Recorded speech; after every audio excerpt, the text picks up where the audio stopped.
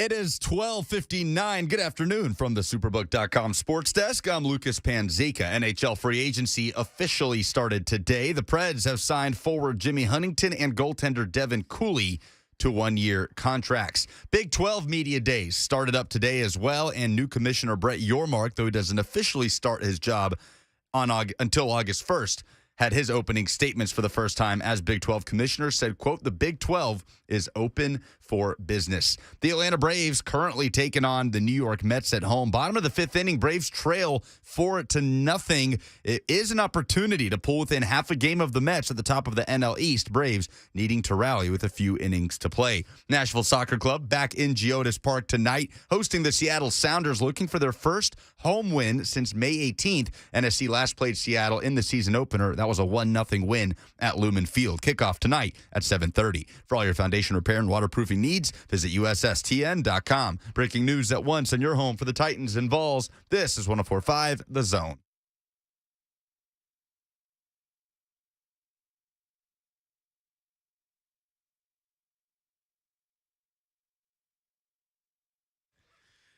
Woo! Blaine and Mickey, Wednesday. It is right at 1 o'clock. What's everybody doing? What are you doing, Lucas Panzica? What do you mean? What are you doing? Right now? Yeah, like what's going on? Right now, I'm fading the music out for a great open by the Black Keys. Well, that was literal. Well, I'm fading music now, so you can yap at me. But I am looking forward to taking my dad to his first ever Nashville SC game tonight. Oh, really? Your dad's in town? He's coming up today. Oh, Is he from like where? Lucas Senior? No. Kind of. I think his passion for football and sports in general mostly stems from me, but the soccer passion was always there, so I'm looking forward to showing him the park. He is coming up from Birmingham. Oh, right. Okay. I was just making sure he wasn't coming from a vacay. Oh, that's a nice little easy trip up. Couple hours. Yeah. Easy trip. Yeah, no doubt about it, man. How has it been getting in and out of there parking-wise? Geodis Park? Yeah. I just started Ubering. Okay. Yeah. It's not as bad as people make it out to be. The parking situation's tough as far as the limited amount of spots they have. And there's been developments with that people haven't been happy with. But it's not as bad if you find the right spots. But I've just totally resorted to Ubering and lifting. I don't even want to deal with it. Oh, well, I just get What there. did you do? I get there early. Okay. And then leave, early. Okay. That way, then I get the same time frame, but I'm not seeing the entire game, but I'd rather not deal with the traffic. So, yeah, that's exactly what I do. Well, see, there's two solutions right there, Yep. potentially. Yeah. Ding and dong. Let's see it. It's better to drive to leave because you just get your car and you go. And, you can try to beat the traffic, whatever. You're going to sit in traffic no matter what. Yeah. It's easier to get there with Uber, but it's tougher to be able to call an Uber after the game. So it's like a catch-22. What if you just said, I'm just going to walk back to Nashville from there? Could you do it? You got the horsepower to walk yourself back? Absolutely not. He said no. Taking a stroll down 65. What if you took one of those Man, scooters? you know you've walked further than that at UT. Not down 65. There's back roads. UT's hilliness definitely could have prepared me for that. Yeah, no doubt. If not, you can just go over to the Conrad like I did, man. The Conrad Hotel is here, man. Did y'all know that? I don't know what that is. You don't know what, and it's a hang, and you don't know what it is. No, You should play really the breaking news sounder. a What? couple of weeks ago. He doesn't know a hangout. Yeah, well, this is an elite, high-level hotel. It is now here in Nashville. Just opened up. Went over there. I wanted to go to brunch this weekend, but didn't make it. So since I was over here for another meeting at 10 o'clock earlier today in this building, I said, by my time, I'm going to go to lunch over there. And it's funny how much they listen to the Blaine and Mickey show. Really? I didn't What know up to those people? High rent district people listen to the Blaine and Mickey show. But, yeah, it was kind of exciting to see that and having some good lunch. But, man, what a fabulous facility inside there, man. Must have we may do a staycay, me and the wifey. Yeah, man. Yeah, so that it was that nice. Why don't you? Like when I should have videoed even the bathroom. I went to the bathroom. I was like, dang, that marble everywhere. I'll tell you what. How about this? I've only stayed at them, by the way, only out of town, Okay. in some Hyatt area. But Yeah, so it was only like my 5th time going away. Well, if you and your wife ever just wanted to have some real fun, like you could keep our kids and my wife and we could staycate down there for a couple of days. You could remember what it was like to have a little kid again. Oh, man. And a teenager. We have both. Yeah, I got to make sure I go to the chiropractor, get a massage. You need all that after them. No, I need to do it before and after. Yeah. So, yeah, man. Rabble will exhaust you with the football. Yeah. Well, and I bring it up, though. He's done it before. Yeah. Because it just shows, more and more that it's becoming the it city. And this is a growing city, man, that is really going to become a big-time city. Whether you like it or not, you like the small feel, is growing into, that middle-of-the-road, size type city. And more things are going to continue to come here and grow, man. So that's what I was really excited about, besides that banana pudding I had after in my lunch. Yeah, that was pretty good. Okay. It was really good. I forgot the lady's name. Is the chef. I want to say Christian, but that may not be right. I need to find this. I actually saw it on Facebook, and it's behind a paywall, but there's another article about the potential of the new Titan Stadium, some quotes from Burke Nihil. And again, I saw it of all places on Facebook. I don't know if you've seen it, Lucas. My next-door neighbor actually gets the paper version of the paper, so I can hijack it from him later, I'm sure, and read it. But it was essentially him talking about the Titan. It should be on social media. It should be on Twitter. It's everywhere. But like I was saying, of all places, it just showed up on my Facebook page. But it was essentially a couple of quotes from him. I thought Mike Organ had put it on there. Longtime Tennessean writer, Tennessee Hall of Fame legend writer. Yeah. But maybe it wasn't Mike, so I don't see it on his page. But it essentially was him talking about, like, the Super Bowl wants to be here. You need to know that. Well, of course. Oh, yeah. Everybody wants to be here. Right. I mean, my son and I went to a NASCAR race, and we sat through one of the weather delays, but not the other one because he was exhausted. We've been there. The place was still full. Yeah. I mean, you're going to this another unbelievably nice hotel and hanging out. Like you said, it's brand new, right? Yeah. And there's more getting built all around us. Mm-hmm. It's coming. And we haven't talked about the stadium in a while. But, again, this was another story today. I know the World Cup didn't go. Lucas is still recovering emotionally from that, the way that anybody wanted it to go. But it just feels like whatever's going to happen with the stadium has to happen soon because they got to make the big hole in the ground and knock everything else over and clean out the parking lots and all that, and then make the huge hole in the ground and then start building that sucker if they're going to play in it for 2026. Yeah. So it's officially done deal? No, didn't say that. Again, it's behind a paywall, but the quotes were basically like him saying, everything's coming here if we get this. Mm-hmm. And the Super Bowl was mentioned. I'll find the quote. Somebody will send it to us if I can't. But it was essentially him saying what we all know, like everybody wants to be here and everything wants to be here. This is a city. Well, just look at how the draft has been at other places and look at the draft here. My gosh. It's number one Uno winner. Yeah. Even over like Vegas. Yes. It Dallas. killed Vegas. It killed Dallas. Mm-hmm. Poor Kansas City. God love you because the barbecue's nice and everything there. They didn't make my list. They didn't make my list. But what's the draft going to look like when you drop it in Kansas City where the downtown closes at 6:30 at night? Well, they're going to have to be really creative there. So I'm interested to see how this all plays out. And that also is one of the places, right, Lucas, that got the cup? Kansas City did get the World Cup. So I'm interested to see how they go about, facilitating that. It's going to be a tough task, but they can pull it off. But, so you get to the big stadium, Super Bowl. Not only that, then you have a chance to get the SEC, maybe championship, the playoffs for college football. There's a lot of things that could just kind of elevate maybe NCAA basketball finals, because there's, capacity of how big of a stadium is. I mean, so there's a lot of good things to it, too, as well. So I think it's well worth it, and it's going in the right direction, the city. So it's going to happen. It's kind of something that you know it's going to happen, just not approved, not all the way done yet. A lot of crossing I's, dotting T's, and everything else. But, dotting I's, crossing T's. But, it's coming. So it's an exciting time to be here in Nashville and see it grow. Well, here we go. This is a quote from the Tennessean. Will attract the world's biggest events. Titans president Burke Nihil said, we've got some inside information on the Super Bowl, and I don't think that's going to be a concern. Nashville's already the city they want to come to. Those are the quotes. This is from a story actually that just resurfaced from June, but I guess some algorithm dumped it back out on my feed today for some reason. But I thought, that's funny. This has been kind of a quiet front. I would think usually behind the scenes things are getting done in a quiet time like this. Nobody's talking. But I would imagine the next news that we'll hear will probably really start to put this thing on the front burner. And once it starts happening, I mean, it'll be digging and scraping and hole making and building back up and concrete. And then we'll get impatient and want it now. 100% we'll get impatient. We'll start seeing what it looks like. Oh, 100%. You think they'll use my idea about the Pantheon? No. I think they should. They won't. But you want it to look like a Parthenon, right? Mm-hmm. Like where the Greeks would go. Yes, yeah. Of course. Yeah, I was taking it from, right there on West End.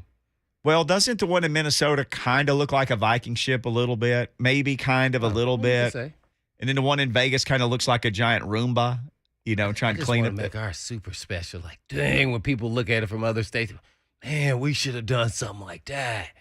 Yeah. Because right now, to me, the stadium is the one in L.A. or Las Vegas? You love the one in L.A. Well, I haven't been to it, the SoFi one. Yeah, we always look at pictures of it. Yeah, like, oh, man. I'm like, that's kind of the one that's like, oh, that's unique. It's different. It's open air and it comes inside. I mean, but you're inside. I mean, that's pretty cool. And then I talked to Dyson in depth about it. So he got to go. He went to a game. I think him and a group of guys went. So that was pretty unique. So, yeah, it was different. Yeah.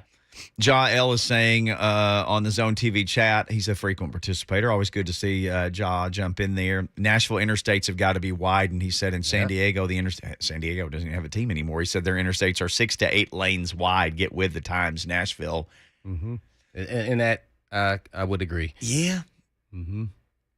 I mean, it's hard enough to get around here in a rush hour.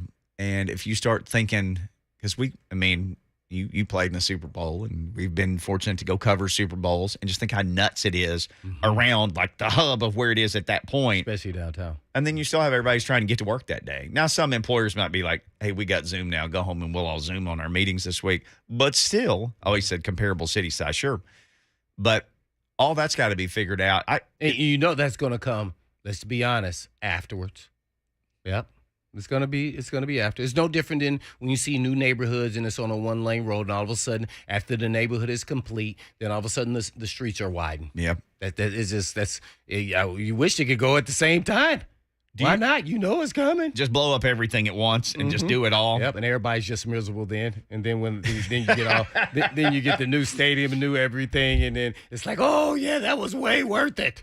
When we went to Houston to cover the Super Bowl, bottlenecks everywhere, and you had lived in Houston and played for the Oilers and lived there, that train that we would get on every day, that wasn't there. Right. Didn't that just get dropped into downtown, the train? Oh, that did not exist. That was crazy to me to see how they did that for transportation to the stadium. So that was unique there.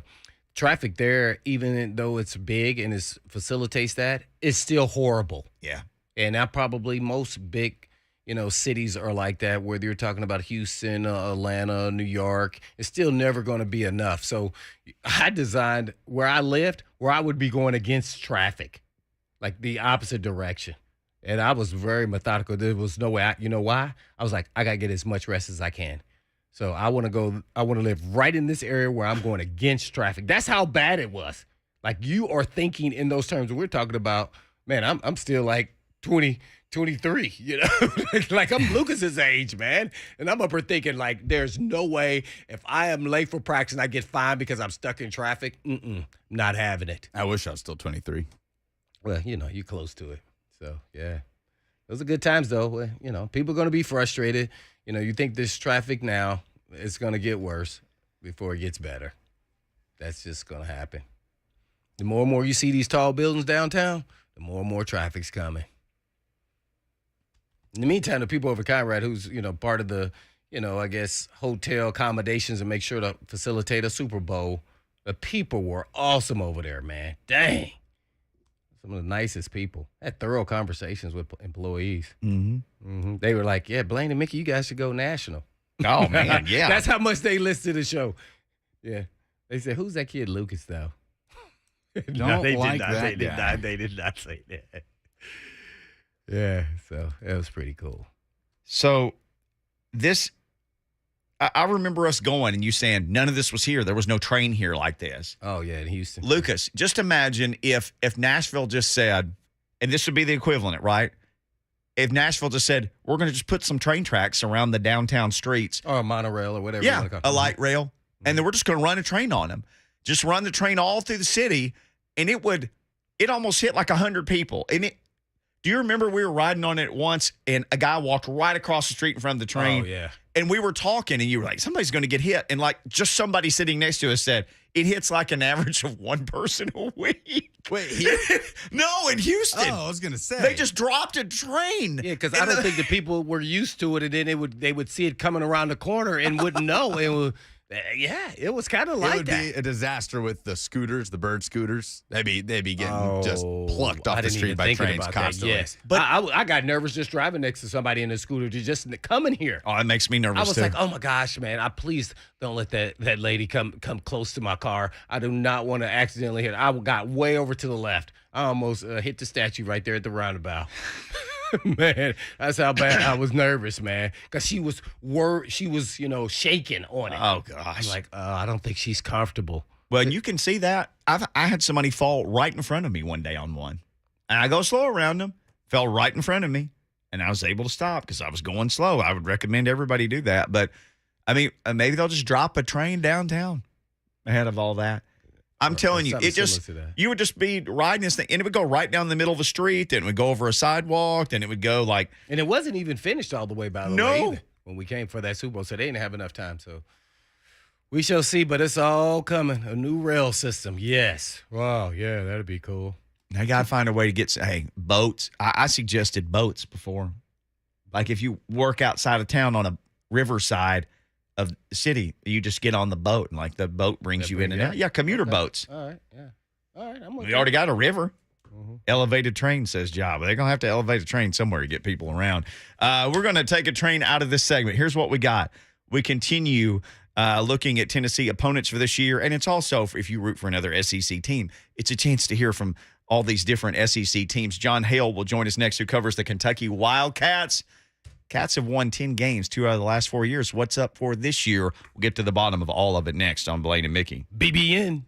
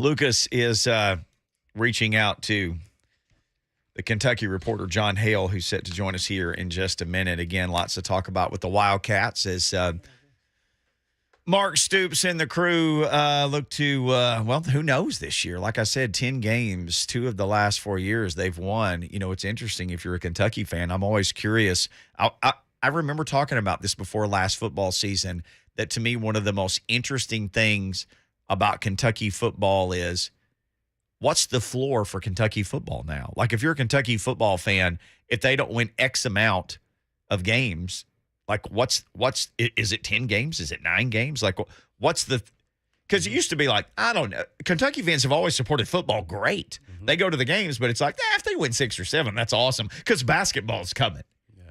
Well, you know what? Stoops, the head coach there, is raised expectations. Now I feel like he's competing against himself because he's raised those expectations, has done it consistently. Now the fans are going to want more, whether it's, getting 9 wins or 10 wins. And then now I just think they expect that that's going to happen. They're going to be 8 or 9 isn't the question. It's like, can they get to the 10 and what bowl they're going to go to? So he's done a fantabulous job, man, especially at a predominantly all basketball school. To do what he's done is really, really tough. So they've done a great job recruiting and picked up a couple of transfers. They have I was doing the research. I didn't even know where the kid went. The D. Beckwith kid, who was the big mammoth. The giant running back. Well, the giant running back. 6'5". Yeah, you don't see it. There's no other guys like that. And he never really played maybe like goal line with UT. I don't recall. He didn't play a lot. And he was a phenomenal athlete. He was kind of a basketball, player who I would have, naturally made the dumb move and moving to like tight end or defensive end. I don't think that would have been dumb at all. That's the size that he is. Maybe he wanted to play running back, and that's it. So he transferred in, and then another kid from FCS school transferred in. So it was kind of interesting, just kind of follow how they built their roster through the portal, through recruiting. Even their starting quarterback was a transfer. Will Levis, who did a great job, last year, and he couldn't even see the field at Penn State. So it shows you, man, opportunity. Given opportunity, there's a lot of players who aren't playing, who given the opportunity and the confidence, and then playing well and taking advantage of their opportunity, can do really well at different locations. So yeah. Mm-hmm. They got the Wade twins, who they recruited here locally. Yep. Definitely know those guys from Summit. And then, high school. That young man, was he from Pearl Cone? Barrion Brown. Who is a wide receiver that they got. And I was reading, it's preview season now. And you know me, I love lists and previews and magazines. And he was mentioned as like one of the guys who they think will pick up some of the slack from Wandale Robinson. Speed. Yeah. Track stud. And he's like 6 Brown. feet tall, I think. Mm-hmm. Not the biggest guy, but yeah. Wandale Robinson was not a very big guy at all. And he certainly had, his share of big games and big moments. Three of the best players in Nashville. Who was a transfer to Wandale from Nebraska. That's right. Yeah. 3 of the best players in Nashville last high school football season are in Lexington. I wonder how much that chap's Josh Heupel's hide. I mean, I know he just got in there and, he's trying to land a class and all, but. Well, those decisions were kind of already made. Yeah. So that was tough. He couldn't have got, those high-profile guys if they had already kind of made their decision and switched. But never know. I don't think that's happening now based off their rating. They're in the top 5. I'm still not going to just say there's number 1 because I just feel like they're going to be in the top 5. That's still exceptional. But you can ride it out and say, oh, we're number 1. Well, okay, but it's not over. Number 1 in the SEC right now, yeah. But some people would say, well, we'll be in the top 10. But I still think they got a shot. Heupel's done an excellent, his staff done a superb job in the recruiting process and even across the country, really, not just here in Tennessee. And he's doing that as well, which he said he would. And I was interested to see if that would actually happen.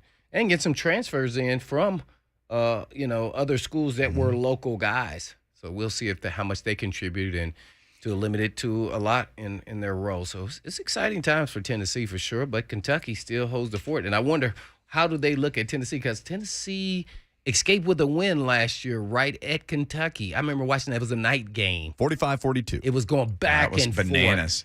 And I was, oh, man, I didn't think Tennessee was going to pull it off, but they did. I think it was the last drive by Kentucky. Something happened. It was a bad call on something. I can't recall, like on a sack some against Kentucky that I thought could have the series before their last series. That's what it was. There was a missed face mask. That's what it was. Yeah. Missed face mask Against Tennessee.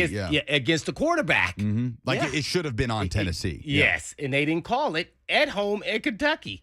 And they were driving down. They had momentum. They were driving down to score. And so then they end up, losing that play, and then they had the punt or whatever happened, and then Tennessee got the ball, and then it was pretty much over. You know who covered that game? Jon Hale, the Courier Journal. He joins us now. Maybe he can give us the details of that. John, give us the inside scoop on how that game ended last year. Yeah, the series before the series, John. Oh man, it's hard to remember. There have been so many of those games where Kentucky blew it against Tennessee late that they all kind of run together. I do remember the face mask, though. I mean, it was a game that you're talking about the perception of Tennessee from Kentucky fans. It's maybe the most interesting part of their kind of development as a program under Mark Stoops. Is it feels like they've moved up into that second tier in the East behind Georgia and past some of those teams, but Tennessee keeps beating them. I mean, I think they've won twice in the last 4 or 5 years against Tennessee, so it's better than it was for 27 in a row or whatever it was before that. But it's a spot where even though they've had better overall records, they finished higher in the standards. Tennessee's a program that still has their number, and until you consistently start beating them, I don't know that you have the claim that you've passed them as a program. So if we're talking about Kentucky as a dark horse contender in the East, that, to me, is the most important game on the schedule this fall. Well, speaking of the schedule, John, just on what you're talking about here, they're in that second tier, and I completely agree with you. What are the teams then are must-wins when you look at the schedule? Yeah, I mean, I guess the SEC. conversation starts with what's your goal for Kentucky. They will tell you their goal is to make it to Atlanta. And so that means every game's must win if you're going to make it to Atlanta. Obviously, I think all of us consider Georgia still to be in a class of its own in the division. We'd be very surprised about that. So I think a much more realistic goal for Kentucky is to get in that New Year's Six picture for whatever SEC teams are in the Sugar Bowl and the Orange Bowl outside of the teams that make the playoff. And if you're looking at that, you got to beat Tennessee. You've got to beat Florida, which is a team that they've beaten twice in the last 4 years, but hadn't beaten in 31 years in a row or whatever before that. And we know that Florida's rebuilding a little bit right now, so maybe that's an opportunity, even though that game's on the road. South Carolina is a team that they've won 7 of 8 against, but we know that they were much better last year in the first year under Shane Beamer. They've got an exciting quarterback transfer, so if you want to maintain your spot in the pecking order, you've got to take care of South Carolina there. And then both those Mississippi games are really important too. Mississippi State, you get at home, you go to Ole Miss. Traditionally, those West crossover opponents have been trouble for Kentucky, but getting the 2 Mississippi schools is a nice kind of boost to the schedule as opposed to having to play in an Alabama or an A&M or an LSU, somebody like that this year. So if you're talking about legitimately New Year's Six bowl aspirations, which I think are fair, all of those kind of mid-tier SEC games are kind of must-win. Talking about all those games that are must-win and where Stoops has taken the program, his success there, has that changed the expectations? And now I feel like he's competing against himself is what I was kind of saying because of his success. And every year now, if you don't, if you win 7, 8 games, it's just a down year. No, absolutely. I think that's 100% true because they've had 10 wins twice in the last 4 years. They've won the Citrus Bowl twice, which is obviously the SEC's top bowl outside of the New Year's Six bowls. And so you've kind of hit that cap. I mean, if they go out and win 9 games, 10 games, and make it to the Outback Bowl or whatever this year, people are still going to consider that a success. But the days of bowl eligibility being the goal and being happy with the Music City Bowl or the Birmingham Bowl, bowls they were playing in a lot 10 years ago, those are long gone. And I think you just have to look at the kind of current conversation about their 23 recruiting class to see the price of those raised expectations. The classes, it's moving a little slower than they've been used to in recent years, and it still may end up in the same spot in the back end of the 20s, the 30s nationally. But because of this NIL stuff and all the conversation right now, people aren't satisfied with that. They think after a 10-win season, you should be piling on another top 20 class, and that's kind of where they're at. We're with Jon Hale, Courier Journal, covering all things Kentucky. So Will Levis has been a great story at quarterback, and who knows what his draft status. He continues to be a guy who's high on draft boards for next year. But do you ever think that for 2 or 3 weeks of our life we'd be talking about him putting mayonnaise in his coffee? Yeah, it's something. I mean, like that's such a crazy progression over the course of a year, because this time a year ago, he'd never played a game for Kentucky. He transferred, but he'd finished that spring semester at Penn State to graduate, and so he had not even been on campus. And so, like, the fans' first introduction to him were these videos of him putting mayonnaise in his coffee and eating the banana with the peel and, kind of going viral on TikTok. And we weren't even sure he was going to win the starting job. I mean, there was a pretty good indication they were bringing him in to start, but he had to compete and win that job in camp. And so to go from that and then, show some real promise on the field last year, but have some off games in the first half of the season, then close the season on a really high note, to now people are talking about him as a first-round pick. There was one mock draft that had him as the number one pick, which seems crazy, but, he has the physical tools that if he can continue that upward progression, we're going to be having those conversations in April of next year. And so it's an interesting spot for Kentucky because – they had that run in the late 90s, early 2000s where they had some really good quarterbacks with Tim Couch and Jared Lorenzen and Andre Woodson and those guys. But since Woodson left in 07 or 08, it's been a real kind of wasteland at quarterback, even though they've been good. And so Will Levis being a legitimate NFL draft prospect at quarterback gets fans excited in a way they haven't been about that position in a long time. Well, he's got a great one to hand the ball to, Chris Rodriguez, the leading returning rusher in the SEC. But how much trouble is he in? Do you think he's going to miss a lot of time? For people who don't know, he got a DWI charge and had a guilty plea, and so he had some legal trouble, and is that the right description for the situation? Yeah, I think so. He got arrested for the DUI charge in the spring, right after the day after graduation. Actually, when he graduated, he did plead guilty to a merged DUI charge about a couple weeks ago. Now they have not updated us on his status any. Yeah. I assume next week at SEC Media Days we'll get that. I think since he pled guilty, surely he's going to get suspended for some amount of games this year. There's also some sort of nebulous behind the scenes thing that people are rumbling about, that he has some other issues separate from the DUI that might be causing some trouble. So it's certainly, I think, the biggest question about this team right now, what exactly his status is. They went and added 2 running backs from the transfer portal in June, which, turned some heads and said maybe they're preparing for life without him. I think he's going to be on the team. He's going to play this fall. But in terms of how many games he's going to miss, I think it's still a really big question. Oh, yeah, that is a big question. Jon Hale from the Courier-Journal covers the Kentucky Wildcats. He's on Twitter at @JonHale_CJ. That's where you can follow him. Well, John, talk a little bit about those running backs. One, Beckwith, I think we're familiar with a little bit because he played at Tennessee, but in a limited role. I guess an FCS kid. Both you guys excited and probably be playing more than I think people thought with the situation with Rodriguez. Yeah, Beckwith's interesting because you guys would know that at Tennessee he was a really highly touted recruit, but he didn't really find a position there. I think he had like 4 or 5 carries, mostly played on special teams. I think they're probably going to use him in a flex role in terms of maybe an H-back, maybe a guy who can like split out wide to be a little tight end. I'm not expecting a huge impact from him right away because he's going to need to take some time to find a position and then master it after how much he moved around at Tennessee. And obviously he wasn't, pushing for huge snaps there. So we'll see how he comes. But the other guy, Jefferson from Sam Houston State, was arguably the best running back at the FCS level last year. He's a similar running style to Chris Rodriguez, where he's like kind of a power back who breaks tackles and those kind of things. How that translates to the SEC is a really fair question, and I don't think we know. The good news is they have some other depth in that room too, with guys coming back. Kavasier Smoke, who's played quite a bit, is their speed threat there. A lot of people thought he was going to transfer just because to look for more carries. Now maybe he made the right decision by sticking around if Rodriguez is going to miss some time. And then they've got some young guys. Lavelle Wright's a local kid. Jaton McClain from Ohio, who played a little bit last year, that they're excited about, but nobody is proven in that room outside of Chris Rodriguez. So it's a fair question. How much have they used the TP, as I call it, transfer portal? Are those the only guys, or are there some other players that's going to be coming in there to be impactful from the transfer portal? It's interesting.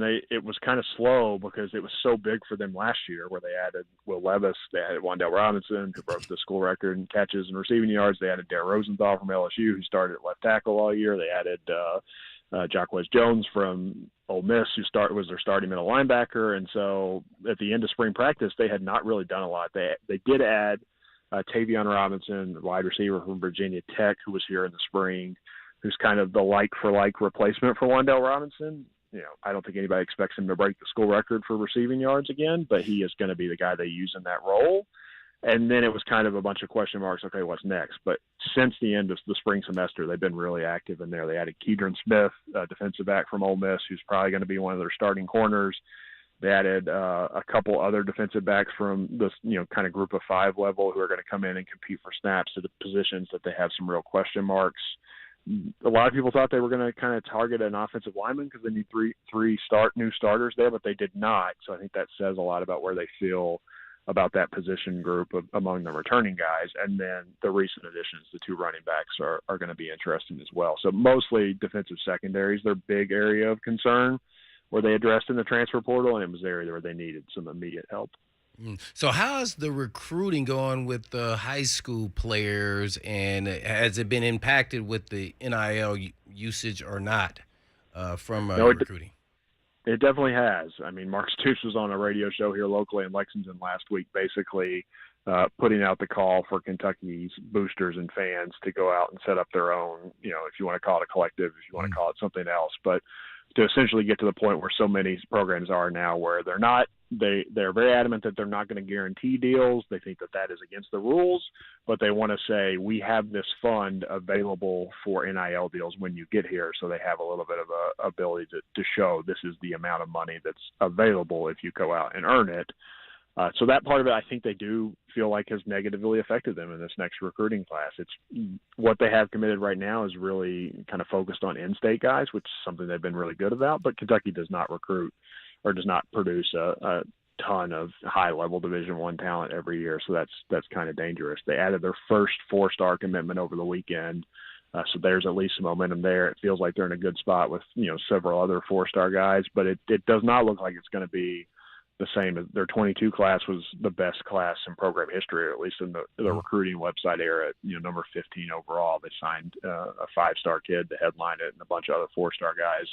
Does not seem like it's going to be that same caliber, but it's early. We know that a lot of things are going to happen between now and signing day in December, and some guys will rise up the rankings and some guys will fall. So I think it'll probably be in a pretty good position. The good thing for Kentucky is they don't need a bunch of freshmen to come in and play right away like they did 4 or 5 years ago. But with the transfer portal and everything else, I mean, there will be holes to fill. So that's a big storyline to follow. Jon Hale, our guest. On the way out, we got like a minute left. You mentioned that recruiting class for 2022. Some really good players from Middle Tennessee in there, the Wade twins and Barry and Brown as well. Stoops did a nice little run through Tennessee and Middle Tennessee and got those guys. Yeah, that's been a really important emphasis for them. And they've got Shamar Porter, who's a Nashville guy, wide receiver, committed in the 23 class, too. He's maybe their best commitment there. They've really emphasized recruiting the Nashville area. But, I mean, Barry and Brown is going to have to play for them this year. They just don't have any proven receivers coming back. If you want to put Tavion Robinson, the transfer from Virginia Tech, in that group, there's one. But they're going to need a bunch of young guys to contribute, and he obviously has the talent and the skill level to do that. So he's going to be important. I think Keaton Wade, the outside linebacker, has got a real chance to play right away. Destin, they're going to keep at quarterback and give him the chance to prove he can play that position. So he's probably more of a developmental guy, but 2 of that 3 I think we'll definitely see on the field this fall. Hey, Jon, we appreciate the time today, buddy. We'll be watching your Twitter at @JonHale_CJ for all the latest on the Wildcats. Thank you, man, for the time. Thanks for having me, guys. Yes, sir. Jon Hale, follow him. Lots of great stuff covering the Cats for the Courier Journal. Okay, there are some crazy rumors about Zach Wilson. Maybe you've heard them, maybe you haven't, about his dating life. Well, he has fired back, sort of, on his Instagram. We don't normally get into a lot of Insta drama, but this is a story people are talking about. And now he has sort of spoken. We'll tell you what he said next.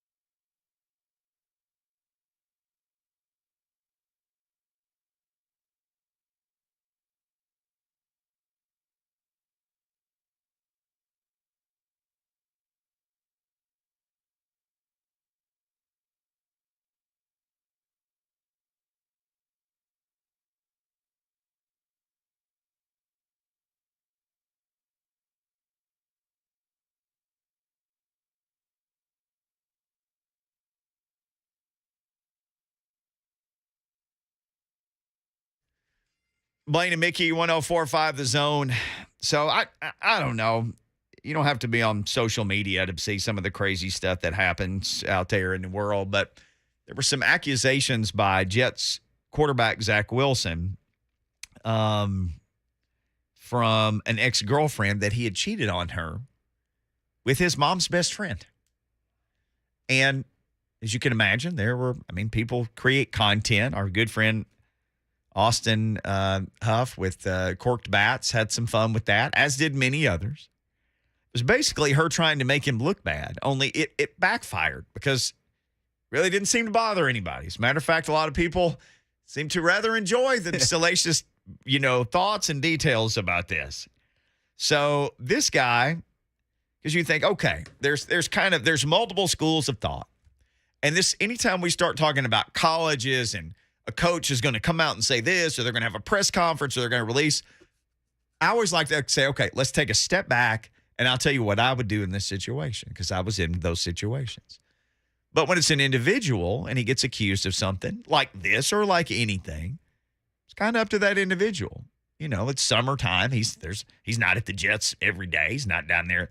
So there's no PR flack from the Jets. He's going to catch him in the parking lot on the way in. And no, he's not there. Matter of fact, he's been in Idaho with his teammates working on offensive stuff and bonding. Like he's doing exactly what a young quarterback is supposed to be doing, or any quarterback really, developing chemistry.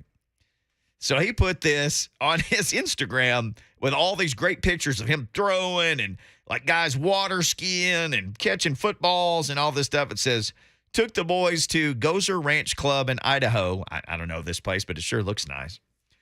Took the boys to Gozer Ranch Club in Idaho before camp. Poor cell service. What did I miss? So there's three schools of thought. There's the completely leave it alone. There's the jump on your social media immediately, deny. Or there's just let it ride a couple days and then just roll right back out into the world with something like that. That looked like he's gotten some healthy advice there. He did. Yeah. That sounds like something Lucas would do. Wait, which one? That does. Go to Idaho or have a slick Instagram response to something like that. Yeah, if that is not true, what she alleged, then it's all just the karma, right? Because he's getting all the best PR from it. Oh, gosh. Yeah. There's no telling the endorsement. Just like. Some of the funniest things on Twitter, too, man, was out there. I couldn't believe some of these guys or people would take the time to tweet out some of the stuff that they put together. It was hilarious. Rhett Bryan showed us some yesterday, and one was from, it may have been Barstool, and it was like, in the 2023 draft, the Jets take Stifler's mom. Yeah. And a picture. Oh, my. This is ridiculous. Yeah, I should have come back to Stacy's mom.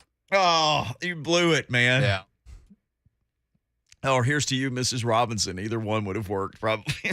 So based off of his tweet, though, I believe that it's true, and now he's just trying to make sure that he can get back on social media without getting bashed, and just kind of play laissez-faire and, hey, did I miss something? Daggone well, even if he did have access to the media because he couldn't get reception, somebody called him and said, hey, man, do you know this is out there?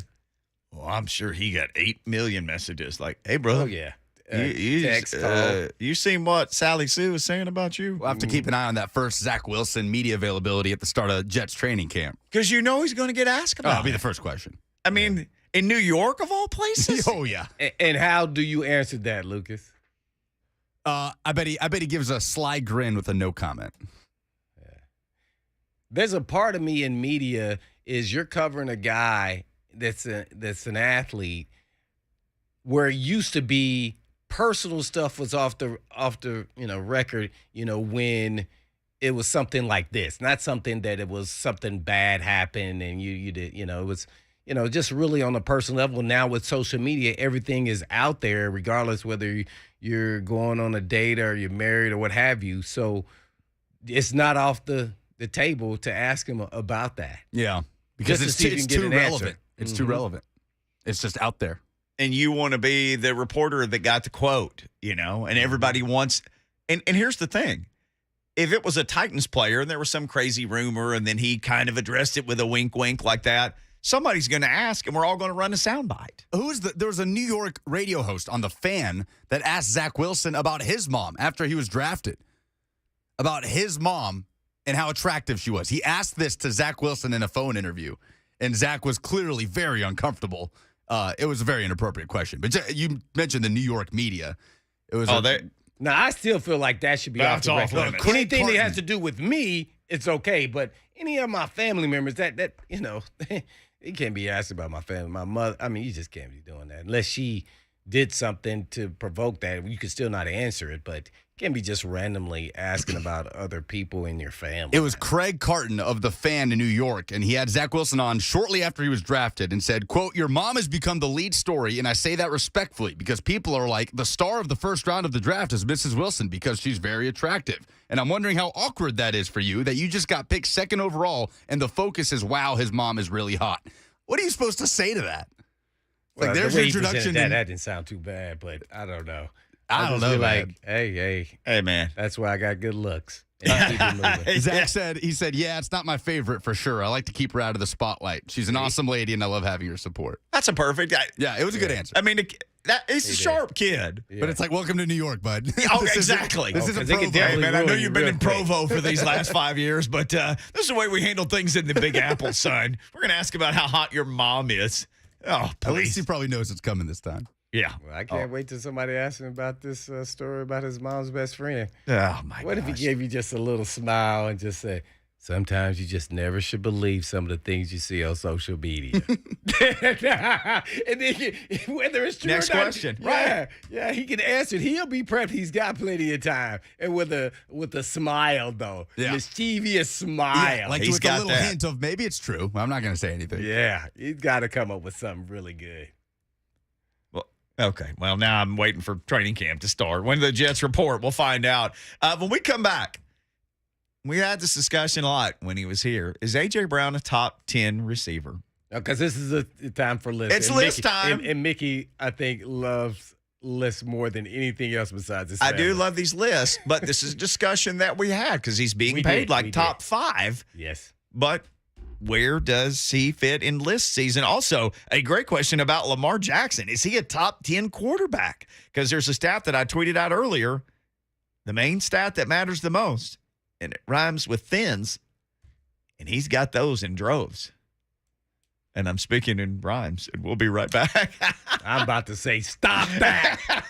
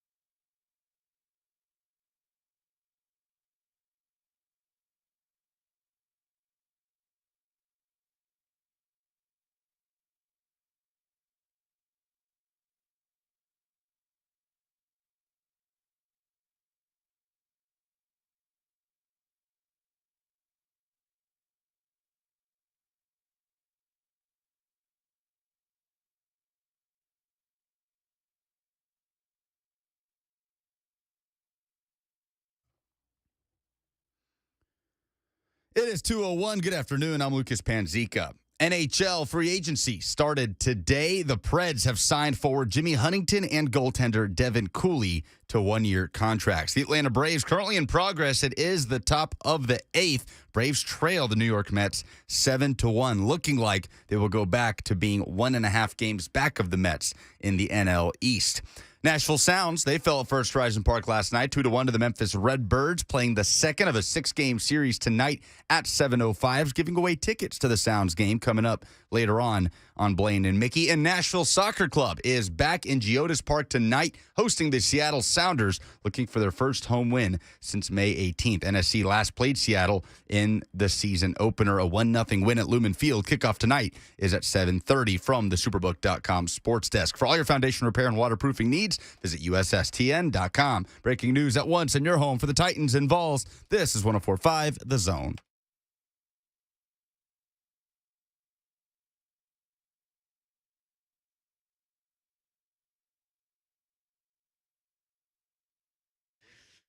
Blaine and Mickey, 104.5 The Zone. What's up? Hour number 2 of the program is on. As I like to say, we have reached the nexus of the sports talk universe. We're there. We're halfway through the week show, but really it's like 2 o'clock in the afternoon, so we're more than halfway through your week. So congratulations on that, ladies and gentlemen. So A.J. Brown, when he was here, we had lengthy discussions about, okay, what are you going to pay this guy? Where do you put him? Where do you pay him? And ultimately, he's, top 5 in average value per year is where he wound up. He's top 5? I thought he was number 1. Who's number 1? Oh, well, he's not number 1. He's top 5? I thought he was up 3? No? Where's he at, Lucas? Sorry, who? A.J. Brown, as far as average per year, correct? This is what he's definitely top 5. Yeah, well, he said top 5. I thought he was a little higher than that. We got Hopkins. What is he? Hopkins making to Devonta Adams. And then who else is up there? There's somebody else I'm forgetting. Tyreek Hill, right. All right. He's already 4th right there. So he's 4th in total value. Devonta Adams, Tyreek Hill, Amari Cooper, still up there with that contract sound, still up there. Underrated. He may, behind Adams, may be the best route runner. So Adams number 1, Tyreek number 2, Amari Cooper, and A.J. Brown are all total value. So he's tied for 3rd. Okay. So that's in total. So the average value. He's number 5 in average value. Okay. I thought that's where he was in average value. Mm-hmm. Yeah, right behind Cooper Kupp and ahead of Stefan Diggs. Well, Cooper Kupp just signed that side. Mm-hmm. Okay. After the fact. So it's like, okay, Titans fans love the guy. He was perfect for this offense. Mm-hmm. I mean, there was nobody around here ever said, I never heard anybody say just a disparaging word about his play or just, anything about him, really. And then things get sideways, and then eventually he just gets shipped away for, Well, he demanded a trade because he wanted top dollar. He wanted top dollar. Yeah. And so the discussion becomes, okay, he's got a chance to be, and where Derek Mason stands on the show, that's your teammate. Right. Oh, yeah. It's Derek Mason, and then the discussion starts after Derek Mason. There's Derek Mason, then there's at this point in time. Right. It's everybody else. Until it's not, then it's Derek Mason, and then it's everybody else. So some people say Drew Bennett, and some might say, and again, we're not talking Oilers, we're talking Titans, but A.J. Brown had been the first guy to come along in a long time that you could say, gosh, he may be better than D-Mace one day. Mm-hmm. He may be the guy that could pass. Especially with the success he had so early on. And you could say potentially, but he was on that track, even with missing games, by the way. Yep. So that's what was kind of, perplexing. Like, man, this guy's going to be pretty good. And I think he bought into that, and he knew it, and it was real. And then now he says, I need to get paid. And if not get paid here, I'll go get paid somewhere else. And that's what his agent told him. And he pressured that pressure point by the Titans, and the Titans didn't like it, said, okay, well, this is going to be an issue later down the road. You don't bully us, we bully you, and we determined, and so they decided to go in a different direction and traded him. That's how this process all worked out. Whether who was right or wrong and who offered what really doesn't even matter. We know A.J. Brown wanted $25 million, and they didn't want to pay him $25 million. at the end of the day. So they said, let's get value, let's get some picks, let's trade, and let's make this move now sooner than later instead of waiting for a headache during training camp. And then if he doesn't show, now the talk's not about the Titans. It's about A.J. Brown and him holding out. Right. So we don't want that. And I'm sure they told him that, well, we won't be there. And they go, well, we're going to find you. Okay, whatever. Find him. Yeah, and that would have been a test to see if he was going to show up, because I would have dared him to show up, because it's a little different than my day. You get fined for real. But, they thought it was time to move. Maybe they have a little more insight than most, because I don't know the extent of his injuries. I have no idea. So he moved, and now he got paid, and now he's one of the top 5 played, receivers, and is he in the top 10 as far as receivers? Because my perception of him was he was just outside of that, and I said that, and that's why I wouldn't have paid him $25 million. I said I eventually got to as high as 20. You kept rubbing me and pushing me. You were negotiating for A.J. Brown, and you were A.J. Brown, I was the GM, and I finally got up to $20 million. Is that where you landed? I think I started off at 16 and 18, right? I was thinking that I got you to 22 and a half. 22, was it 22? I was thinking I got you to 22 and a half, working as as time AJ's went on, agent. and I get closer. I softened you. Yeah, you were did. like, You no, did. no. You did. Well, okay, maybe. I mean, because he was really pretty much the wide receiver in totality because of his impact and run after catch. And that's what's concerning going into the season. They have to have a player or players to replace that production. Nobody's going to be A.J. Brown. That's why I said players. Oh, no, it's going to be players. But somebody's going to have to be the big playmaker, and it can't be just the tight ends, because at some point the tight ends be productive, but they got to get more out of the receiver. I think Austin Hooper is going to catch 65 5-yard passes this year. And guess what I'm saying? Austin Hooper's a really good player, but he's not a game changer. He's not the game changer tight end. That's why I always said you don't spend a first-round pick on a tight end unless he's a game changer like Pitts, or these elite level, back in my day, Gonzalez and people like that. And there's been some over the course of time. But he's a really good player, and he will be productive. He's a perfect fit for him in this offense. But he's not a game changer. Would you put the over-under at my 65 5-yard passes? Would you think over or under 65 5 to 7-yard passes? Well, he may catch more than that. I think he's a little more than that, but I think he would definitely catch those. Yeah. Sure. I think these tight ends are going to have their tongues hanging out at the end of the season, because they're going to get used in so many different ways. And what I love about that, I think that can be very productive in the regular season. Even Baltimore has to admit that come playoff time, unless you have the elite guy, which they have an elite guy with Andrews, that philosophy and style can only take you so far. And our style isn't the same, but the identity of it is we're running team. Number of carries, for sure, yeah. Is still there. Yep. And that's really my only concern, and not really having a big-time receiver. So, in the King, you could say they're always had 8, 9 guys in the box, which they'll continue to do.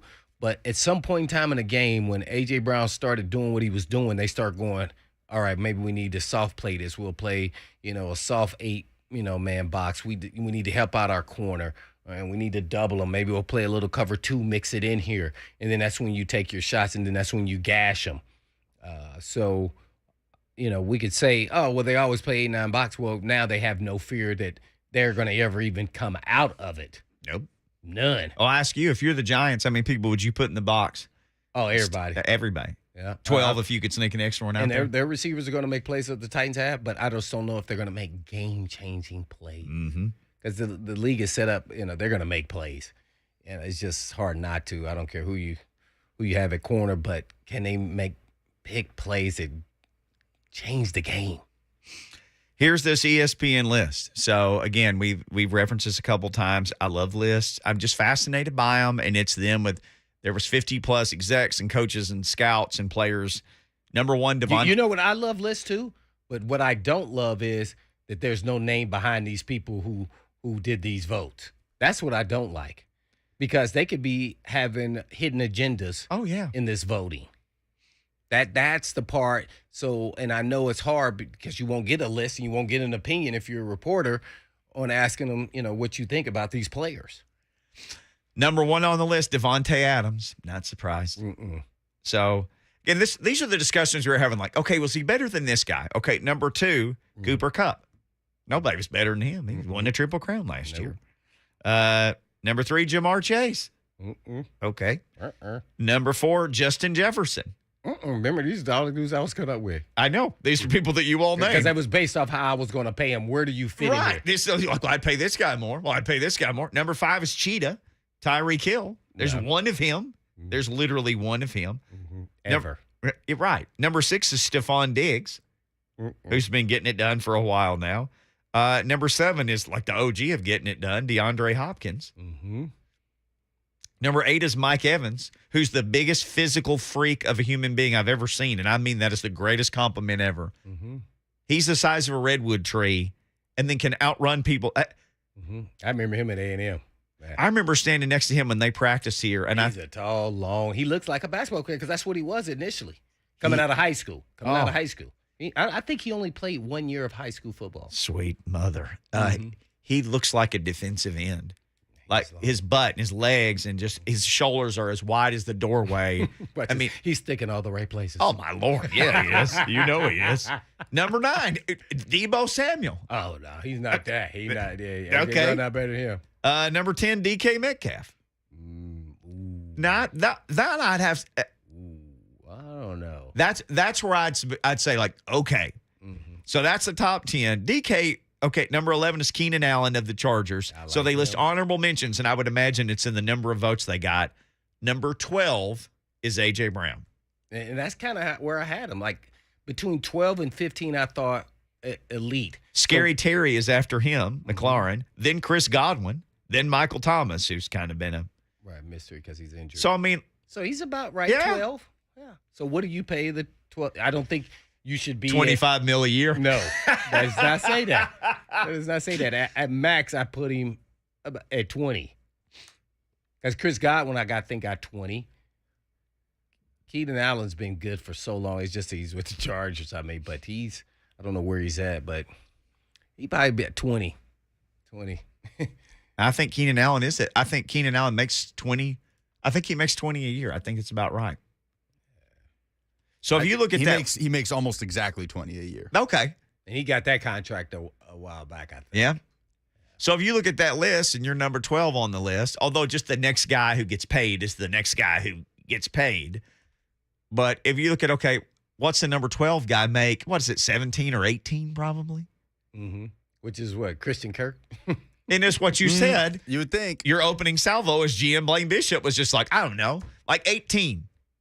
16, 18. The 12th highest paid receiver in the league is Chris Godwin at 20 a year. At 20 a year. Yeah. Okay. You have 12 wide receivers in the NFL make 20 or more a year.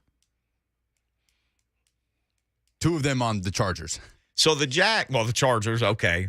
The Jags have wrecked the wide receiver market, and the Browns have wrecked the quarterback market. Because if I'm every quarterback now, I'm like, I want $230 million guaranteed. Yeah. Actually, I want $231 because I got to do better Lamar than Deshaun Jackson's Watson. Got to say that. It's like, give me extra 5 and top it off with a guarantee. Right. I mean, if I'm everybody. I got MVP behind my name. Yeah. And I've been pretty good. Well, we'll save that Lamar Jackson discussion until the end because we got to run. We'll save it. It's coming up. We'll do that in the last segment. Got an interesting stat about him that involves the most important stat of all, the Dubs. Boy, he's got a heck of a stat there. But Jordan Dajani, he has a heck of a bunch of NFL knowledge, and he will join us next to talk about all of it right here on Blaine and Mickey. About to kill these ribs.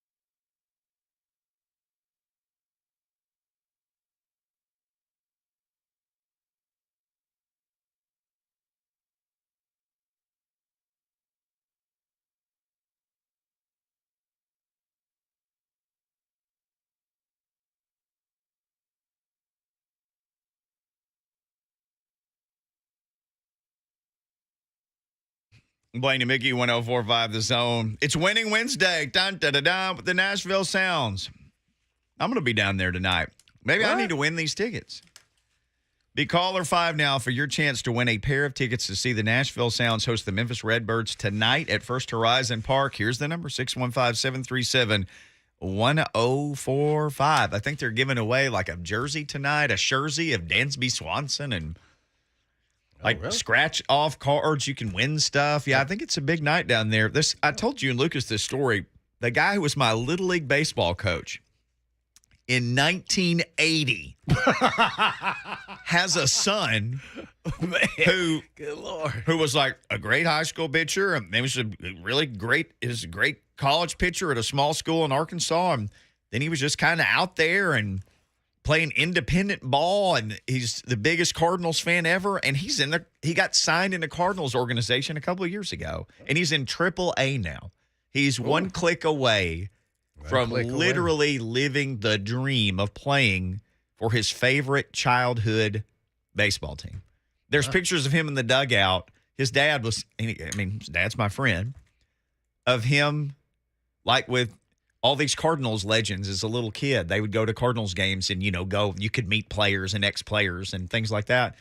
He's right there with everybody. He's one call away from getting that opportunity. So we're going to go and see Grant Black pitch tonight. And his dad, David, was a fantastic coach and taught me a lot about baseball and a lot about life. Jordan Dajani teaches us a lot about the NFL each week, and he joins us now. Jordan, do you know the name of your Little League baseball coach? Can you recall that? Hey, or did you play baseball?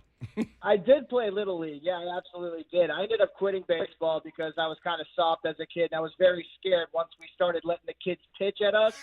So that's when I decided to hang up the cleats. I like the pitching machine instead. No, I don't remember the name of my head coach. I think he claimed he was related to Chipper Jones because he always wore a Chipper Jones jersey, but I don't think he was actually related to Chipper Jones. That's the only thing I remember about Little League. Fair enough. That's just, the terror of pitching and a coach who thought he was Chipper Jones. That's fantastic. The Hall of Fame game is 3 weeks and a day away. What? So, the Hall of Fame football game. And Blaine will tell you, I get completely nuts about preseason games. Oh, and as well as the Hall of Fame game. I love the Hall of Fame game. Mm-hmm. So I'm juiced about this, but that's how close we are. So tomorrow when you wake up, Jordan, we'll be 3 weeks away from the Hall of Fame game. That's how close. Wow. That's incredible. Yeah, that's a really good stat. I'm glad you brought that up. I love the Hall of Fame game, too, because obviously it kind of signals the beginning of a new season. And, it's an event that not all the journalists are working, so it's kind of nice to sit down and enjoy a preseason game where you're not necessarily on the clock. But I absolutely love it. I remember going to a Hall of Fame game back in the day when Art Monk and Darryl Green were put in the Hall of Fame with the old Washington Redskins team. The Redskins played the Colts, actually, and I remember that was a lot of fun. I remember the Titans playing in the Hall of Fame game with those Oilers throwbacks as well. Yeah, I remember. Go for like 50 yards or whatever. I love the Hall of Fame game, and I'm excited that the NFL season is right around the corner. Oh, dude, we're right there. I'm telling you about it. So it's a season of lists, and there was a ESPN poll, and I know you're a CBS guy. Jordan's with CBS Sports. They do fantastic work, by the way. Did they check with you on these lists, Jordan? But Lamar Jackson, not in the top 10, really chapped some people's hides. Yeah, that sounds pretty wild to me. I think the list you're referring to, I believe that was ESPN that put that out. It was. Had some noise on social media this week. I can tell you, if I was making a quarterback list, Lamar Jackson would 100% be on that list. And it's because, he is an offense. He's a dual threat quarterback. He's somebody who's gotten better at throwing, although he's not, Aaron Rodgers or Patrick Mahomes. He's still somebody who has been successful through the air at times. He's won an MVP award. He keeps the Ravens in contention year in, year out. And if you look at his win-loss record, he has a lot more wins compared to losses as well. So no doubt he would be a top 10 quarterback if I was creating a list. So since the Jaguars broke the receiver market, have the Browns broken the quarterback market? I mean, if you're Lamar Jackson is like, I'll take $231 million guaranteed. Thank you. Yeah, they absolutely broke the quarterback market. And in fact, I think one of my underrated storylines too is the Browns actually broke the tight end market as well. We can jump into that a little bit later, but they absolutely did break it. And it's because of the guaranteed money, the fully guaranteed money that they gave to Deshaun Watson, which is, left the Baltimore Ravens and Arizona Cardinals kind of in a precarious spot because they obviously want to get married to their quarterbacks, but at the same time, it's going to cost a pretty penny, and you're going to have to move some money around in order to get that long-term extension done. Plus, as I mentioned, I think last week on your show, these two quarterbacks are trying to sign deals, at the same time. And whichever one blinks first and whichever one puts pen to paper first will kind of be the floor for the next guy as well. So that's why it's going to be really interesting to see what happens between the Cardinals and then with Lamar Jackson and the Ravens as well. Yeah, absolutely. Jordan Dajani joins us same time every week. You can always catch him here in hour 2 on Wednesday.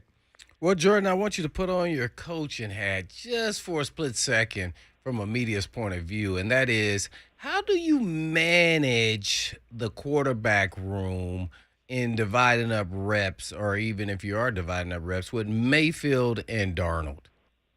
Yeah, that's a great question, and I think this is a really weird situation that the Panthers have. I mean, they took a flyer on Sam Darnold last year. It didn't work out. Now you're kind of doing the same thing here with Baker Mayfield. And again, you have to realize that Baker Mayfield's only on a 1-year contract. And the way their GM talked about him and the future in his press conference yesterday almost had me walking away from the press conference saying, okay, Matt Corral's going to be starting in 2023.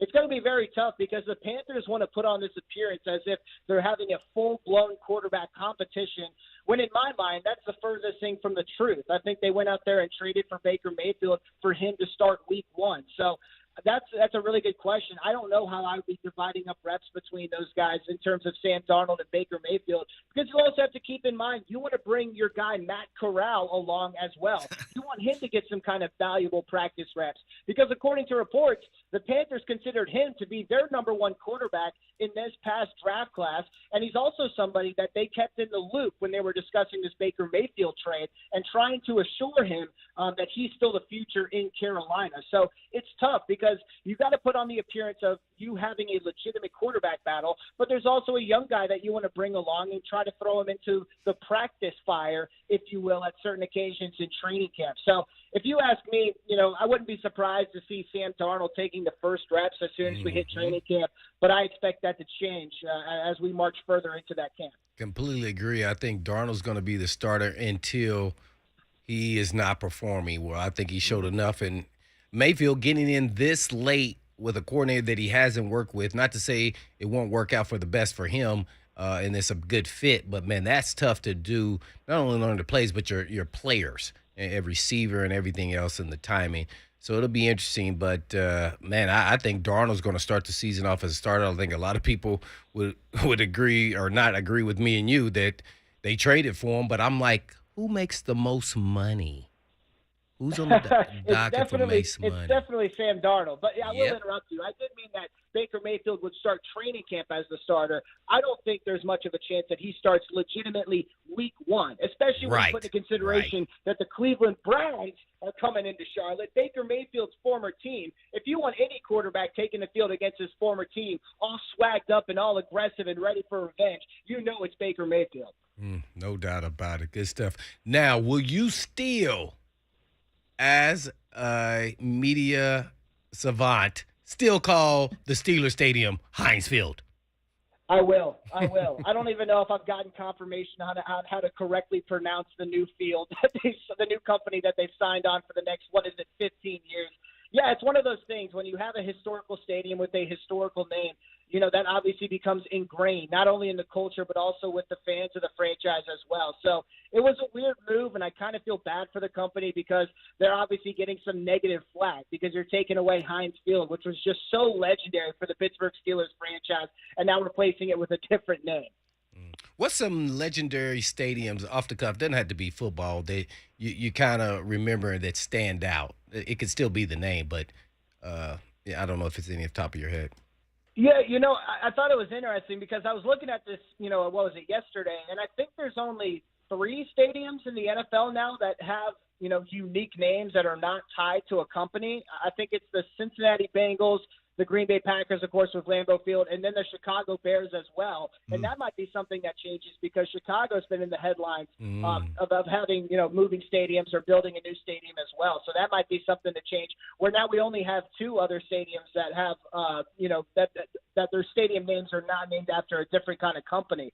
But for example, you bring up like a legendary stadium. I really hope that the Green Bay Packers never change theirs because Lambeau Field is awesome. It's historical. I've never been there, but everyone who's been there has told me it's an incredible experience. It's something that every NFL fan has to experience. So yeah, I got to make a trip up to Lambeau at some point in time. Oh yeah. Mickey said it's an awesome field. Yeah, Blaine's never been there or anything, but I have. I guess last for me, it wouldn't be right without us asking any updates on the briefs of Watson or any insight on what you're hearing on the suspension. I've not heard anything on Deshaun Watson. I saw that Mike Florio reported yesterday that the finalized date of turning in your briefs for both sides actually got extended to yesterday as opposed to 2 days ago.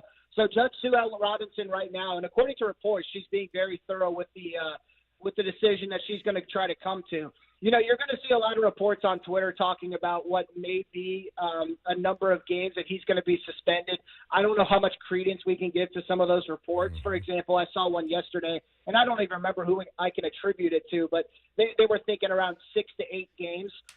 That would surprise me just a little bit, and I think it's something that the NFL just in general would receive some flack on as well. I think people are expecting, I should say, a more severe punishment. And I've got on record with you guys. I'm talking about double-digit games, but we don't have an update just yet. Maybe that's coming down the pipe here in a couple weeks at most. When Judge Sue Ellen Robinson hands down her decision, but it's something that we all have eyes on.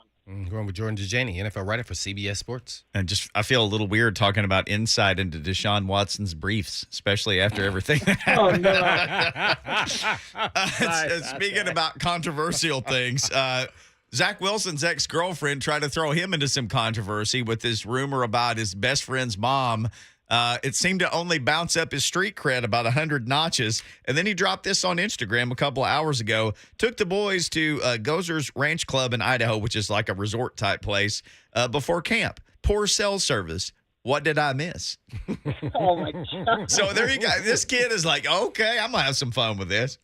Oh, man, it's tough because if that's true, then obviously you feel for the girlfriend. And she puts out her Instagram comment there saying, that Zach Wilson cheated. And she's probably expecting that he's going to receive some negative press, some negative flack, and try to hurt him and his image. But nope, that's not what happened at all. Exactly the opposite happened, where people are excited for Zach Wilson and not expecting him to have some crazy bounce back here in his second season just because of his alleged success off the field. Pretty crazy story, but I got to say, whether it's true or not, this is still outside noise. And, I'm interested to see if this is going to be something that kind of affects Zach Wilson as he heads into training camp. You have to remember, he didn't exactly have the best rookie season, but he's someone who definitely has some immense potential. So I'm kind of interested if this off-field noise would have some effect on just how he looks in training camp, because I know if I was in his shoes, I'd probably be just a little bit rattled. Yeah, I don't know, man. Not after that post. I think my man is just keeping it rolling. Do the Titans need to keep it rolling with Amani Hooker? Because Terry McCormick, I don't know, it's probably been 10 days ago or so, he reported there were some contract talks. Our buddy Justin Mello, who's with the Draft Network, kind of reported the same thing yesterday, that he had spoken to Amani Hooker, and there were talks ongoing. And we went through Kevin Byard's numbers, so he's making like 12 and change this year and 14 and then 14 again. Can you pay 2 safeties, but, even when they're, literally both good enough to be in the top 10 probably? That's tough. I don't think I'd be giving Amani Hooker top 10 money, but the safety market obviously got ratcheted up a bit just this offseason, and we're still waiting to see what's going to happen with Jesse Bates as well. With any kind of contract situation, no matter the position, I'm always more often than not in the camp of let's pay them now because the market is just going to go up. And, if the Titans decided to pay A.J. Brown sooner, then he probably he probably would still be on roster. I mean, Hooker obviously stepped into more of a starting role last year. It was his first real starting role. He started in 12 games, and obviously he put up career numbers due to those opportunities. So, I'd be really interested to see what the numbers would be. I want to see if one of our reporters can get on what kind of they're talking about in terms of contract length and also just guaranteed money and what the AAV could potentially be. That would kind of sell it on my end. But, yeah, Amani Hooker's an interesting player. I was really looking forward to seeing him play in 2022 without the contract talk. But obviously that's already popped up now. Oh, yeah, that is being talked about. And we're talking to Jordan Dajani, who joins us from CBS Sports like he does same time every week. Well, we're going to stick with the contract and talk on that, and that is Lamar Jackson. What would you pay him, and why would you pay him that number if you were the GM? Because we're hearing a lot, he runs around. I'm like, well, Josh Allen runs around, and they have plan plays for him. Yes, he's bigger, he's thicker, he's a bigger built guy, but at the same time, they also using the same things they used against him when he came out of college. Oh, he can't throw the ball. Have they watched him play? I don't understand where all this negative about the things he can't do, and he had an ankle sprain. If you're a quarterback, I mean, you sprain your ankle, especially a guy who also maneuvers in the pocket and runs down the field. Right. And, as we've talked about, and I'm sure all of us agree, Lamar Jackson is undoubtedly a top 10 quarterback. Right. And he's somebody that the offense completely revolves around. And that's special because there's not many quarterbacks in the NFL. There's certainly not 10 where an offense completely revolves around them, and they find success in doing so. And again, I'm kind of sick of the Lamar Jackson can't throw narrative because I think that's overstated. Again, I don't think he's Josh Allen or Patrick Mahomes going downfield, but at the same time, he's shown he can make good throws. He's shown he's a competent quarterback, and he's continuing to grow in that aspect of his game. And I think we saw that a little bit last year, even though he stumbled early and then, of course, it got ended prematurely due to injury. This is obviously a guy I'm going to pay to keep in-house. But the contract with him is a little bit interesting. And I know we've talked about this over the past few months together on your show, but the way we structure quarterbacks or structure contracts, I should say, when it comes to quarterbacks is interesting because Lamar Jackson is definitely a dual threat guy. He likes to get out there and run. He's somebody who, for the most part, has avoided injuries if we ignore last year. But, of course, durability and the fact that he takes more hits than other quarterbacks is something that you're going to take into consideration. I see that spot track right now in terms of their market value projection has him signing a 5-year deal, almost $220.5 million with an AAV just north of $44 million. I think that would make him maybe the fourth highest paid quarterback, I believe. I have to check those numbers. But at the same time, this is a guy who's obviously going to come close to resetting the market. And anytime you have a quarterback like Lamar Jackson, he's going to probably reset the market in one aspect, and that might be guaranteed money, in my opinion. Not with Deshaun Watson in terms of it being fully guaranteed, but maybe with a signing bonus or something like that. But again, it really is going to come down to, is he going to sign his deal before Kyler Murray or not? Because that's whatever one of these quarterbacks signs first, that's going to become the floor for the other. Where does Jimmy G end up, or where do you think is a good place for him to end up? Oh, yeah, we actually have a development on this over this past week. Jeremy Fowler over at ESPN reported that the Seattle Seahawks are doing their work on Jimmy Garoppolo. And this is something that we try to avoid almost speculating on because obviously that would be an interdivision trade, which is not very likely, especially when it comes to the most important quarterback position. But Jeremy Fowler hypothesized that maybe the Seahawks just wait on Jimmy Garoppolo to be released. And there's a reason why you can wait and expect that, and it's because, according to Jeremy Fowler, the 49ers are interested in extending some of their players. We've been talking about Deebo Samuel a lot. He's one. But then you also have Nick Bosa as well, who they're gearing up to pay a lot of money to as well. And getting rid of some of that money that they're owed in base salary to Jimmy Garoppolo would be smart at this juncture. So we really need to pay attention to what's going to happen with the 49ers next. Is there another team, a dark horse out there that maybe would swing a trade for them to have him be a backup, such as the Houston Texans, or are they going to end up releasing him? And if he ends up getting released, that's when Seattle can pounce if they feel inclined to do so. Reportedly, behind the scenes, they're doing some film study trying to see how he would fare as Russell Wilson's potential replacement. But at the same time, if you ask me, I think the Seahawks are somewhat comfortable moving forward with Geno Smith and Drew Lock. I know that nobody would agree with them, but at the same time, they feel very confident with the quarterbacks they have in place. So keep an eye on this Jimmy Garoppolo situation over the next week or two. We might have some clarity coming up soon. Jordan Dajani, NFL writer for CBS Sports. All right, buddy, on the way out, what you got coming up at CBS Sports that people need to be reading? Yeah, we're still in the midst of list season, as I put it. Love it. I just put out my offensive team all under 25 list. So I did first and second team, all positions on offense, players that have to be under the age of 25 entering the 2022 season. I thought that was a pretty fun exercise. There's a ton of talent all across the league, especially at the wide receiver position. So go ahead and give that a read over at cbssports.com. Ooh, that sounds fantastic, sir. Fantastic. And we will look forward to talking to you next week when we'll be 2 weeks and 1 day away from the Hall of Fame game. Absolutely, guys. Thank you. Yes, sir. Thank you, Jordan Dajani. All right, when we come back, got a Lamar Jackson stat for you. And why wasn't he listed as a top 10 quarterback in a recent poll? We'll share that.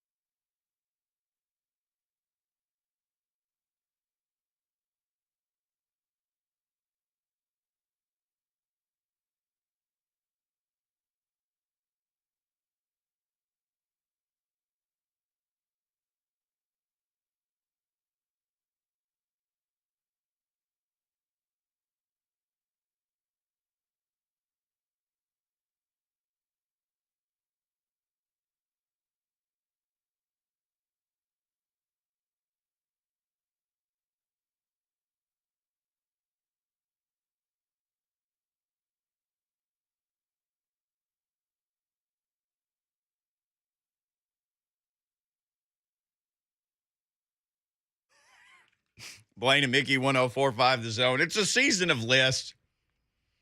I don't get too uptight about lists. I don't get too uptight about lists. Now, at the running back list, and ESPN's putting out one a day, different position groups, and they polled 50 different people from around the league, and they're just fun things to talk about, and kind of a talking point or so every day if you want to hit that. If there had been a running back list and Derrick Henry was number 5, I'd have her 4 or even 3. I'd probably have a problem with that. But for the most part, the lists are what they are. It's somebody's opinion. Mm-hmm. But Ryan Clark, whose opinion I value greatly, I think he does a fantastic job on TV. Absolutely. Dude, he was hot about the Lamar Jackson thing. Oh, he should have been because he's not in the top 10. Yeah, he is gone. That's whoever did that should be fired from whatever they do. I mean, I heard the tail end of that, and all I could hear him is like, is this real? Are you serious? Are you kidding me? Because if I'm playing Lamar Jackson, he may be the hardest player to game plan against if you're a defensive player. And that's a coordinator, that's everybody involved, and everybody understands what he brings to the table. So that was just I can't even believe that happened. And it goes on all the time. It's almost like that narrative about him coming out. He can never shake it. Mm-hmm. It's just going to stick with whoever thought that way. Never's going to change. And I think there's a part of Lamar Jackson, and people keep thinking, and it's just me thinking out loud about why they haven't gotten close in this conversation of his contract. Everybody's like, oh, because he's his own age and his mother's involved and he's got this team of people, whatever. I think because he wants to get out of this offense and prove that he is a passer and playing a different offense. Mm-hmm. Because he'll never be able to shake it until they change that style. And when he was a young player, that was absolutely what they needed to do. But as he's gotten older and proven to them, they need to start opening up the offense. Yeah. And Harbaugh definitely knows how to do that, being that he's a Andy Reid disciple. Mm-hmm. But it's really, I think, as Greg Roman is the OC, I think he's the one, but the head coach ultimately is the bottom line. They got to open up the offense and let them loose. And as you were mentioning this earlier, we were talking about teams that ran the ball, and only 4 teams ran it 500 or more times last year. One of them is the Titans, one is the Saints, one is the Eagles, and the other is the Ravens. So when you're talking about we do what we do offenses, there's 4 of them that said in a league where it's designed for you to run away from defensive backs who can't touch you or breathe on you, and they're like, screw that, modern NFL. We're going to run it a lot. And I think it does actually work until you get in the playoffs when all the teams are good and then the game is going to be close. Yep. You must be able to throw the football, and not just intermediately. You have to do it with big playability players and not just tight ends. Must be game changer wide receivers or running back. Here's that stat from Lamar Jackson. This is a former league MVP, and if people wonder if he has a playoff win, yeah, he got it right over here across the river. I was purple after that game. Yeah, everybody was, which makes what Dean Pease did to them when they were the top seed even more remarkable, because you said how hard it is to game plan against him. Dean Pease had you can gain 8 million yards in the middle of the field, and we're going to make you throw outside the hash marks. Now have at it, Lamar. And he had he had like 365 total yards or something, but didn't connect on anything outside the hash marks. And just ran in the middle of the field all game. It was fantabulous. At that point, if Dean Pease would have said, I'm going to jump off this bridge, I would have trusted it. I would have jumped off too. To go in there with that plan, because this wasn't the Titans defense that they had last year. Oh, no, they put that in for that week, that game. I was like, wow. Woo! That was awesome. Lamar Jackson as a starter, this is from NFL Stats, which is, I don't know, an account on Twitter. Lamar Jackson has the most wins by a quarterback before turning 25 years old since the NFL merger. Remember, I gave a lengthy diatribe on how the NFL merger works, kids. That's basically the modern NFL since 1970, which is 52 years. He's 37-12 as a starter. He's 37-12 as a starter. 37-12. So the stat that matters the most is winning. And that rascal's done more of it than anybody before the age of 25. I wish we would have had Ryan Clark going off about it. We can get that for tomorrow. I think there's plenty of that out there. Oh, man, because that was hilarious. Oh, he was hot. Yeah, but everything about Blaine and Mickey is all about in the meantime and in between time. Peace.